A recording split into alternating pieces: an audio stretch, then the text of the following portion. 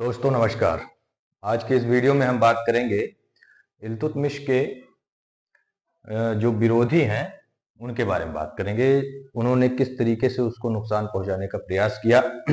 इसके पहले के वीडियो में भी आप जो भी जानकारी मैंने दी है उसको जाकर पहले देख लीजिए, ठीक है। दिल्ली सल्तनत ये चल रहा है और ऐबक के बाद इल्तुतमिश शासक बना था। हम उसी के बारे में चर्चा कर रहे हैं, ठीक। प्रारंभिक जीवन के बारे में हमने बात कर ली थी। अब हम उसके राजनीतिक विरोधियों के बारे में बात करने जा रहे हैं। सबसे पहले हम देखेंगे विरोधी तुर्की कुलीन। ये सब लोग तुर्क थे। केवल भारत के जो हिंदू शासक हैं वो इसके विरोधी नहीं है, इसके विरोधी इसके साथी भी हैं। क्योंकि हम जानते हैं कि कोई भी अगर आगे बढ़ रहा हो तो उसका पैर खींचना इंसानों की पुरानी आदत है, जो बुरे इंसान हैं। तो इसके ही साथी जो इससे सीनियर भी हो सकते हैं, क्योंकि ताजुद्दीन यल्दोज और नसरुद्दीन कुबाचा मोहम्मद गौरी के दास थे, ऐबक के दास नहीं थे, ठीक है। इल्तुतमिश ऐबक का दास था। किसका? कुतुबुद्दीन ऐबक का दास था। ऐबक गौरी का दास था और गौरी के ही दास थे नसरुद्दीन कुबाचा और ताजुद्दीन याल्दोज मोहम्मद बिन बख्तियार खिलजी। इन्हीं सब के बारे में मैं चर्चा करूंगा, किस तरीके से इल्तुतमिश के सिंहासनारोहण के समय इन्होंने विरोध दर्ज किया था, ठीक। तो सबसे पहले बात कर लेते हैं नसरुद्दीन कुबाचा के बारे में। मैंने पहले के वीडियो में बताया कि नसरुद्दीन कुबाचा बहनोई है किसका? कुतुबुद्दीन ऐबक का। कुतुबुद्दीन ऐबक ने अपनी एक बहन का विवाह नसरुद्दीन कुबाचा से किया था और नसरुद्दीन कुबाचा मोहम्मद गौरी का दास था, जो कि उच्च यानी कि सिंध और मुल्तान का सूबेदार था। जब इसने देखा कि ऐबक के एक दास, जो कि अब उसका दामाद बन गया है, इल्तुतमिश की बात कर रहा हूं, इल्तुतमिश ने ऐबक के पुत्र आराम शाह को हटाकर गद्दी हथिया ली है, तो मैं क्यों पीछे रहूं? हमारे सामने ही वो कल को खरीदा गया था दिल्ली के मार्केट से, दास मार्केट से, और आज जो है हमारे ही साम्राज्य में इतने बड़े हिस्से का जो है मालिक बन रहा है और हमारे ऊपर शासन करेगा। ऐसा नहीं होने देंगे। तो नसरुद्दीन कुबाचा ने क्या किया कि लाहौर, अब ये आप देख रहे हैं सिंध मैंने बना रखा, सिंध और मुल्तान का एरिया वो कंट्रोल करता था, सूबेदार था, स्वतंत्र शासक नहीं था, कर भेजता रहता था, ठीक है। तो उसने क्या किया कि लाहौर यानी कि पंजाब का क्षेत्र, ये वाला एरिया उसने कब्जा लिया, हथिया लिया और वहां पर क्या बन गया? वो स्वतंत्र शासक बन गया। उसने कहा कि अब मैं किसी की अधीनता में शासन नहीं करूंगा, मैं किसी को कर नहीं दूंगा। जिस तरीके से तुम स्वतंत्र शासक रहोगे उसी तरीके से मैं भी स्वतंत्र शासक रहूंगा। तुम भी दास थे, वो भी मेरे मालिक के नौकर थे, यानी कि मालिक के दास हो, और तुम जो है शासक बन बैठे और हम सब लोग तुम्हारे ही ससुर के समय के हैं और हम सब लोग आपके अधीन रहेंगे, किसी को नहीं अच्छा लगेगा। और यही तुर्की कुलीन जो इसके कभी साथी हुआ करते थे, इसके साथ हुआ करते थे, वही उसका विरोध कर देते। बात आप लोग समझ गए होंगे। तो नसरुद्दीन कुबाचा के बारे में मैंने बात कर ली कि वो उच्च और सिंध मुल्तान का सूबेदार था। जब उसने देखा कि इल्तुतमिश जो है शासक बन रहा है आराम शाह को हटाकर, तो उसने लाहौर हथिया लिया और स्वतंत्रता घोषित कर दी अपनी। ये बात आपने समझ ली। फिर इसके बाद मैंने आपसे बात की थी मोहम्मद बिन बख्तियार खिलजी के बारे में, जो कि मोहम्मद गौरी का ही एक दास अधिकारी था, सेना नायक था। उसने नालंदा विश्वविद्यालय को जला दिया था। कई महीनों तक वो आग की लपटों में जलती रही। उसने बंगाल के ऊपर भी आक्रमण किया था। उस समय सेन वंश का शासन चल रहा। बंगाल का इसे सूबेदार बना दिया गया था मोहम्मद बिन बख्तियार खिलजी को। ये करवर भेजता रहता था। बाद में जब इसकी मृत्यु हुई तो बिहार और बंगाल का जो सूबेदार है वो अली मर्दान बनता है, और अली मर्दान खिलजी सल्तनत को वार्षिक कर देना बंद कर देता है जब मोहम्मद गौरी की मृत्यु हो जाती है उसके बाद से। तो मैंने दो लोगों को बता दिया, एक तो नसरुद्दीन कुबाचा और अली मर्दान के बारे में, ये विरोधी हो गए। उसके साथ ही साथ गजनी के शासक ताजुद्दीन याल्दोज भी इसका विरोधी था। ताजुद्दीन याल्दोज के बारे में मैंने पिछले वीडियो में बताया है कि ताजुद्दीन याल्दोज ने अपनी एक बेटी का विवाह कुतुबुद्दीन ऐबक के साथ किया था, यानी कि ताजुद्दीन याल्दोज ससुर है किसका? ऐबक का। और अब इस समय वो गजनी का शासक बन चुका है। पहले ये क्या था? ये गौरियों का दास था। आज गौरियों के ही राज्य पर शासन कर रहा है, शासक बन चुका है ताजुद्दीन याल्दोज। उसको भी ये बर्दाश्त नहीं हुआ कि एक मेरे ही मालिक के दास का दास आज जो है इतने बड़े राज्य का स्वामी बनने जा रहा है। तो उसने हस्तक्षेप किया और ये जताने का प्रयास किया, राजनीतिक प्रभुत्व स्थापित करने का प्रयास किया कि नहीं, ये गजनी के शासकों का ही राज्य है, इस पर कुछ ना कुछ अधिकार, कुछ ना कुछ शक्ति का प्रभाव तो हमको दिखाना ही पड़ेगा इसके ऊपर, भारतीय राज्यों के ऊपर। तो उसने क्या किया कि शाही छत्र और परिधान भेजकर ये कोशिश की कि हमारा जो है राजनीतिक प्रभुत्व अभी भी इसके ऊपर है, ये अभी गजनी के शासकों से छूटा नहीं है, उसके हाथों से अभी अलग नहीं हुआ। तो जब ताजुद्दीन याल्दोज ने शाही छत्र एवं परिधान भेजा तो इल्तुतमिश ने अपनी स्थिति को देखकर चुप रहना ही उचित समझा, क्योंकि उसको पता था कि अगर मैं विरोध करूंगा या कुछ भी जल्दबाजी करूंगा तो हो सकता है कि जितने भी तुर्की कुलीन हैं ये मेरे विरोध में आ जाएं और मुझे ही समाप्त कर दें, मेरा ही खेल समाप्त कर दें। तो ये शांत रहा, ये उचित समय का इंतजार करता रहा। तो जल्द ही ये उचित समय आ भी गया। अब विरोधी कुलीन, तुर्की कुलीनों का समापन कैसे होता है ये मैंने हेडिंग डाली हुई है। यहां तक आपने समझ लिया कि कौन कौन इसके विरोध में गए थे। एक तो नसरुद्दीन कुबाचा, सूबेदार अली मर्दान खलजी जो कि बिहार और बंगाल का सूबेदार था। उच्च और सिंध का मुल्तान का सूबेदार कौन था? नसरुद्दीन कुबाचा। इसने लाहौर को हथिया कर स्वतंत्र शासक बन गया था। यह भी एक प्रकार से स्वतंत्र शासक ही बन गया था बिहार और बंगाल।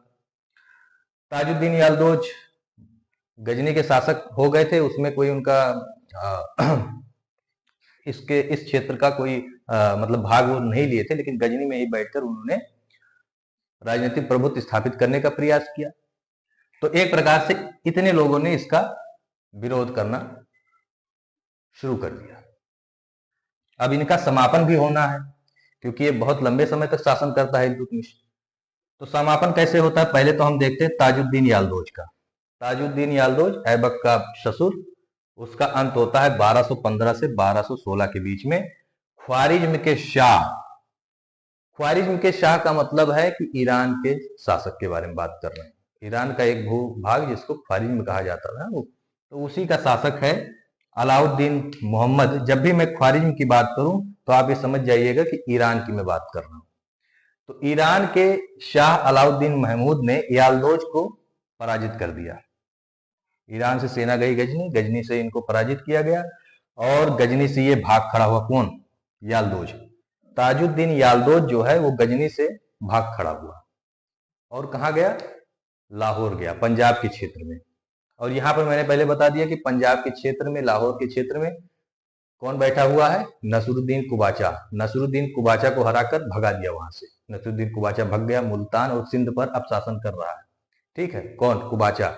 लेकिन पंजाब उसके हाथ से निकल गया। पंजाब किसके हाथ में चला गया? ताजुद्दीन याल्दोज के हाथ में।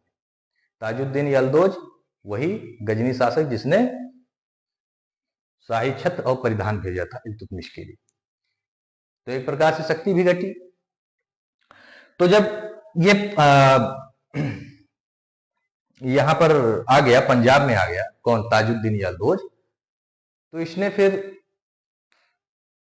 ये कहना स्टार्ट किया या दावा ठोका कि दिल्ली सल्तनत जो है वो मेरी है, क्योंकि मैं गुरीद अधिकारियों में सबसे वरिष्ठ हूं, मैं वृद्ध हूं, मैं सबसे ज्यादा तजुर्बेदार हूं, सबसे ज्यादा सेवा मैंने दी है, तो इसलिए इस साम्राज्य का जो सही उत्तराधिकारी है, जो इस साम्राज्य का वैध अधिकारी है, वो मैं। कौन? ताजुद्दीन यालदोज, ऐबक का ससुर। तो उसने जब दावा ठोका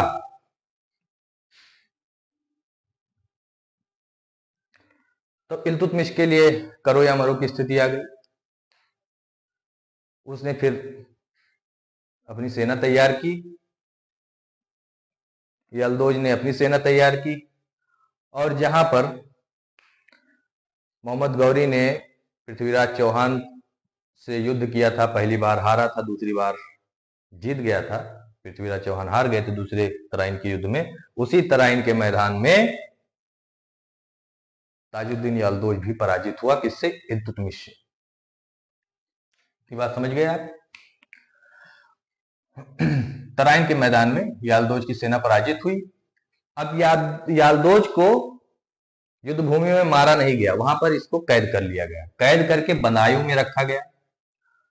और पुरानी परंपरा थी कि जो भी सेना नायक है, जो भी राजा अगर पकड़ा गया है, कैद में है, तो उसको तुरंत मत मारो, क्या पता उसको मारने से सेना में या जनता में विद्रोह ना हो जाए, अगर वो लोकप्रिय है तो इसलिए उचित समय देखकर उसको कत्ल करवा दिया जाएगा, अगर वो हमारे साम्राज्य के लिए या मेरे लिए खतरा हो। तो इल्तुतमिश के लिए खतरा था वो, क्योंकि सबसे वरिष्ठतम अधिकारी था ताजुद्दीन यालदोज, उसके समर्थन में बहुत से तुर्की खड़े हो सकते थे, जनता में उसके प्रति जो है सहानुभूति हो सकती थी, इसलिए समय देखते हुए, अपने अनुकूल जब समय उसने देखा इल्तुतमिश ने, तो उसका कत्ल करवा दिया। तो इस प्रकार से ताजुद्दीन यालदोज का अंत हो गया हमेशा के लिए। अब नासिरुद्दीन कुबाचा की बारी है। नासिरुद्दीन कुबाचा लाहौर से अब भाग चुका है, अब अपने उसी क्षेत्र में आ चुका है जहां का पहले वो सूबेदार था, मुल्तान और सिंध का।